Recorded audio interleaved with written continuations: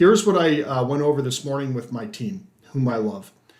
This morning, how do we self-assess without sabotage? I wrote down 8 things, and then Michael added number 9. Number 1, we must understand failure, complacency.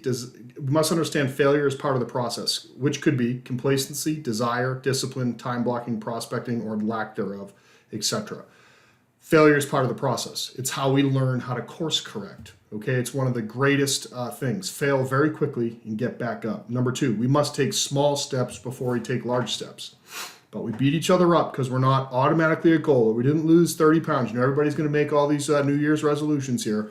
I guess I'm doing 75 hard. I asked if there was like a 75 soft or a 75 donut, you know, or something like that, but there isn't. So I don't know. Maybe I'm going to find out someday if I actually have a 6-pack underneath all that dad bod. But anyway, we've got to take small steps before we take large steps. Small, tiny, predictable measures will lead over time to mastery. Ask yourself, I asked myself this morning, team, are you better at real estate conversations because of the scripts and the role play that we do on a daily basis? Are you better at those conversations today than you were a year ago or 6 months ago? And some of our agents started 3 months ago. They've never been in the business before, and they're just doing so great. I'm so proud of them. Number 3, we must have patience. So letting the compound effect take place. So the little things you're doing every day, you got to give them time to work. They don't work right away. You know, we have some people give up before they even get the ball rolling.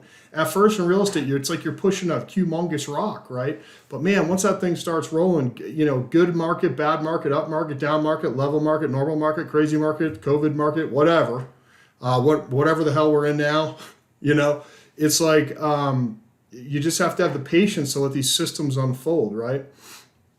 I had a coach one time tell me, he said, Jason, you can't rush leadership. And I said, oh, man, that was powerful. Number 4, assess daily, not weekly, monthly, or yearly. Smaller missteps are easier to correct than big ones.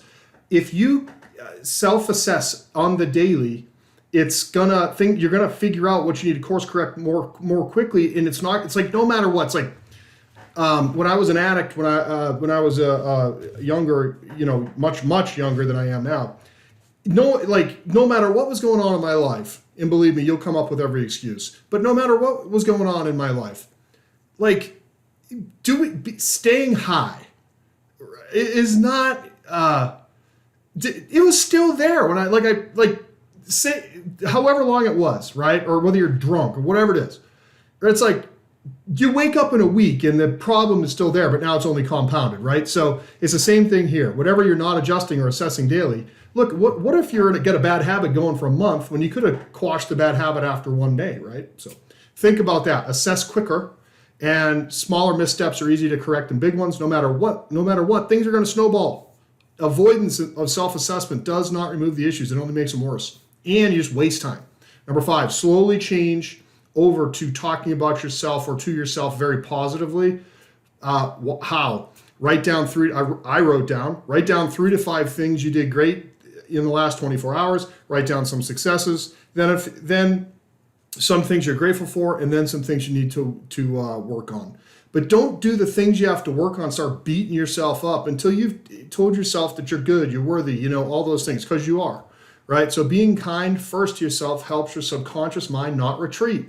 I'm no guru or anything, I'm just saying. Just be nice to your darn self, will you? Tell yourself these adjustments are going to take time, but they're going to make things better. It's really fine to be a little messed up. I mean, I'm a hot mess mostly, especially today. So anyways, number 6, remove distractions. We distract ourselves to avoid reality and what we know needs to be done. Number 7, review your goals often. And remember how far you've come versus how far you still have to go. Let me read that again. Review your goals often, what you're striving for. But do not get mad about how far you are away from your goal. Grade yourself backwards. How far have I come in the last 30 days? Only look at that. Don't look at, now I got 11 more months to go. Oh my gosh, you know. Do not look at how far you still have to go. Only look at how far you've come. And that's what I want you to remember instead. I read a book called The Gap and the Gain, and it talked all about that. Fantastic book. Super quick read too, by the way, which I like. Number 8, go back this year and review every closing you've ever had. Okay? Remember the positive aspects of that deal and congratulate yourself. When you start saying, "Oh, I'm short of my goal" or anything like that, no, just go back and remember the closing table if it was a good experience. Now, if they slugged you, slapped you across the face, you don't remember that part. Remember when you first got the client, but remember something positive about every deal, even if it was a tough client. We all have those, right?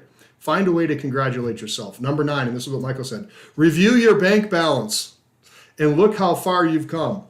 It also verifies how well you're following the systems, what happens to be in there. So that was nice to hear. So I wanted to wish you a Merry Christmas. Now, some of you, when I send these emails out, don't celebrate Christmas. Love you anyway. Please don't be offended, okay? I'm just being nice. Sometimes when I send out these emails, people cuss at me with the F word. I pre-forgive you. And sometimes some of you amazing people that I get to work with, or some people that are afar, in other towns that I don't get to work with, you write me back some of the most wonderful emails, and so it makes me feel super good. So, don't feel like you have to do that, but, I wouldn't mind. I'm like everyone else. So, again, just have an awesome day. Hopefully this helped, and I'll put this link for this if you want to reread these. Actually, I'll just throw it in the email. That's easy enough, right? Okay. We'll talk to you later. Bye-bye.